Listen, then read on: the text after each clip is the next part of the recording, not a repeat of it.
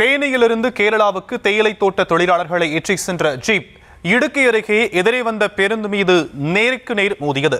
இதில் 10 பேர் காயமடைந்த நிலையில் விபத்தால் அந்த பகுதியில் பரபரப்பு நிலவியது. விவரங்களை செய்தியாளர் பாலாஜி வழங்க நாம் கேட்கலாம். பாலாஜி, இந்த விபத்து எப்போ நடந்தது? தற்போதைய நிலை என்ன?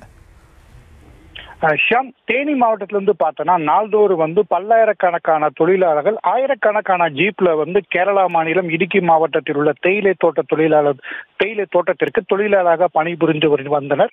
இந்த சூழலில் இன்று பார்த்தோன்னா கம்பம் பகுதியில் இருந்து 20க்கும் மேற்பட்ட தொழிலாளர் ஏற்றிக்கொண்டு ஜீப் ஒன்று கேரளா மாநிலம் இடுக்கி மாவட்டம் நோக்கி சென்று கொண்டிருந்தது.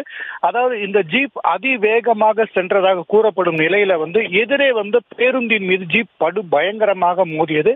இந்த மோதிய விபத்தில் ஜீப்பில் பயணம் செய்த 20க்கும் மேற்பட்ட சிறிய காயங்களுடன் 10க்கும் மேற்பட்டோர் ஒரு சில காயங்களுடன் ஜீப்பின் உள்ளே மாட்டிக்கொண்டனர். இதனை பார்த்த அந்த பகுதி மக்கள் விரைந்து சென்று ஜீப்பின் உள்ளே மாட்டிக்கொண்டிருந்தவர்களை பத்திரமாக மீட்டனர்.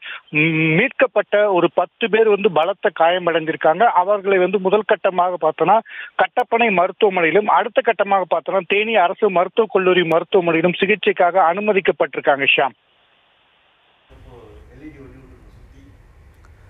விவரங்களுக்கு நன்றி பாலாஜி.